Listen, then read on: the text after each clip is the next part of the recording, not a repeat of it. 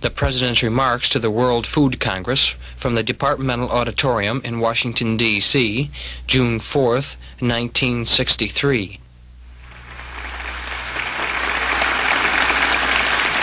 Dr. Sen, President Radhakrishnan, Secretary Freeman, members of the World Congress, I welcome you on behalf of the people of the United States to this country and to its capital. 20 years ago, in May 1943, the first World Congress was held. Today we have gathered to rededicate ourselves to the objectives of that Congress. The objective that all nations, all people, all inhabitants of this planet have all the food that they need, all the food that they deserve as human beings. We are here to renew a worldwide commitment to banish hunger and outlaw it.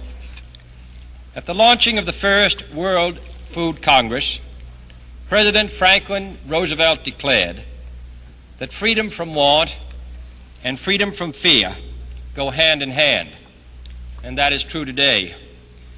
During the past 20 years, there have been revolutionary changes affecting these matters in farm technology, in trade patterns, in economic development, in world trade.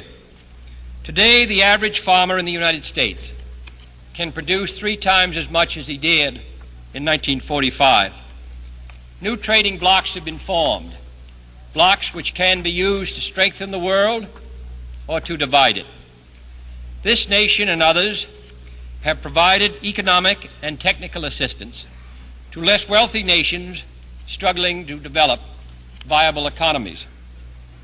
And population increases have become a matter of serious concern, not because world food production will be insufficient to keep pace with a 2% rate of increase, but because, as you know, the population growth rate is too often the highest where hunger is the most prevalent.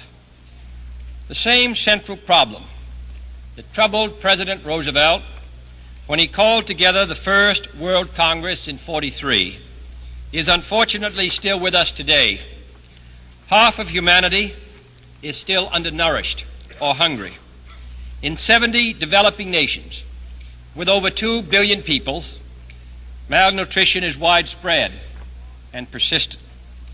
So long as freedom from hunger is only half achieved, so long as 2/3 of the nations have food deficits, no citizen, no nation can afford to be satisfied. We have the ability, as members of the human race, we have the means, we have the capacity to eliminate hunger from the face of the earth in our lifetime. We need only the will. In the Food and Agricultural Organization, which is sponsoring this meeting, we have the machinery. Under the able leadership of Dr. Sen, the FAO has embarked on a vigorous and imaginative program which is now at a halfway mark. Through thousands of projects initiated during the 2.5 years that we have just passed through, the Freedom from Hunger campaign has already helped to conquer livestock diseases, increase crop yields, and multiply fishery catches. The United States pledges its full support for this campaign through Food for Peace shipments, Alliance for Progress operations, the Peace Corps, and the international efforts directed by the United Nations and the Organization of American States. Through our Food for Peace program, the people of the United States have contributed more than $12 billion of food and fiber to others during the past 10 years. These donations now bring food to 100 million people in 100 countries, including 40 million school children. We are grateful for the opportunity that nature has made possible for us to share our agricultural abundance to those who need it. But the distribution of food to the needy is only part of the job. It can take care of the emergency needs from floods and famines. It can be used to feed refugees and needy children.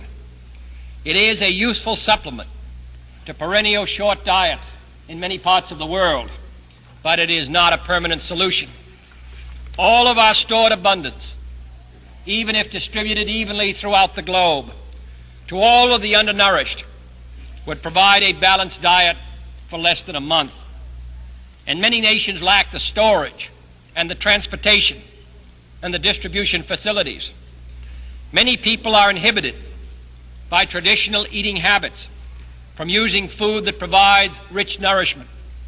And perhaps most importantly, modern, efficient agricultural training and education is too often unavailable to the very nations that are most dependent upon it.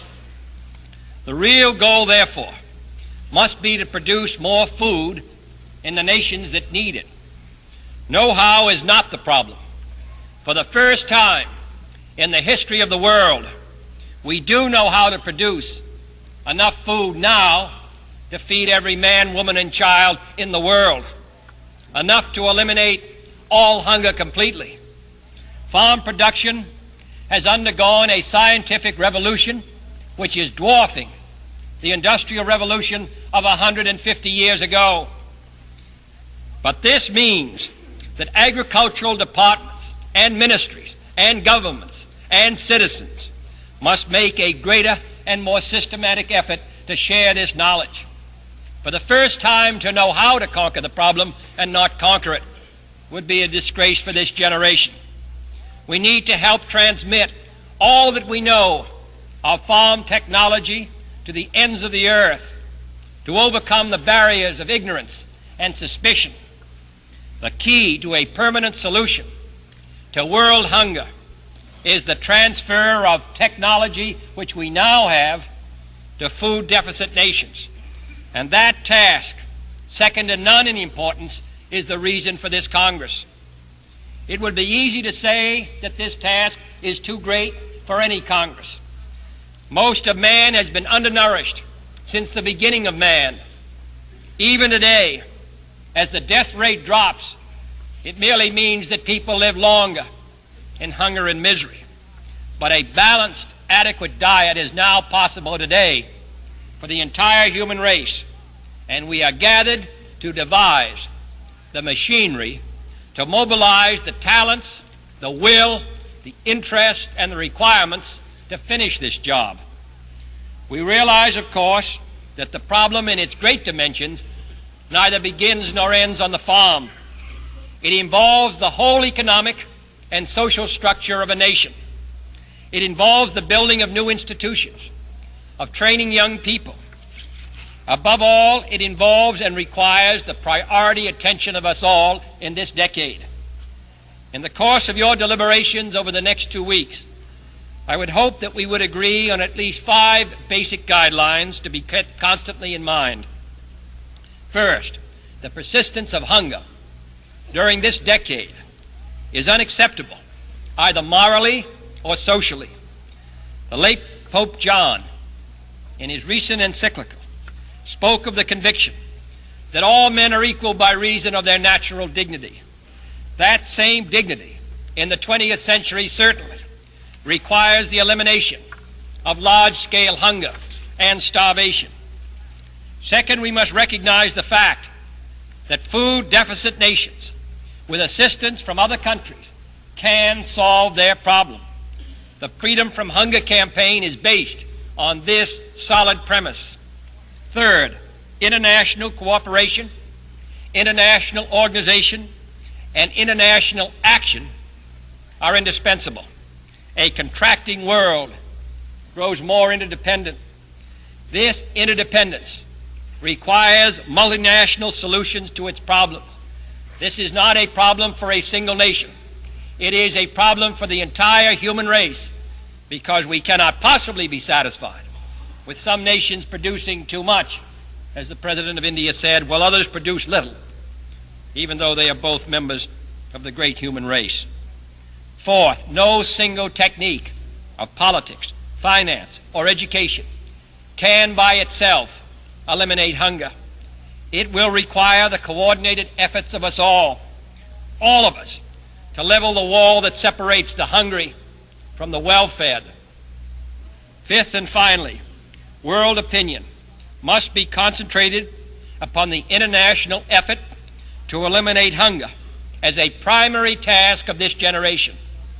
Over 1900 years ago, the Roman philosopher Seneca said, "A hungry people listens not to reason, nor cares for justice, nor is bent by prayers." Human nature has not changed in 1900 years, and world peace and progress cannot be maintained in a world half fed and half hungry. There are many struggles, many battles that the human race now faces. There is no battle on earth or in space which is more important than the battle which you have undertaken. Nor is there any struggle, large as this may be, that offers such an immediate promise of success. No Congress that Washington has seen in recent years is, I believe, more important than this. I know that this conference will not consist merely of orations, but will represent in 2 weeks a solid determination to develop the means in this decade to make a dent on this problem, which will give us promise in our lifetime of making sure that all people in the world have an opportunity to eat. Another problem will come in the next generation, and that is the problem of how to deal on a worldwide basis, as well as in this, with the problem of surpluses. But the first problem is to produce enough for all in a way that makes all available to people around the globe. To that task, I can assure you, the United States of America is committed.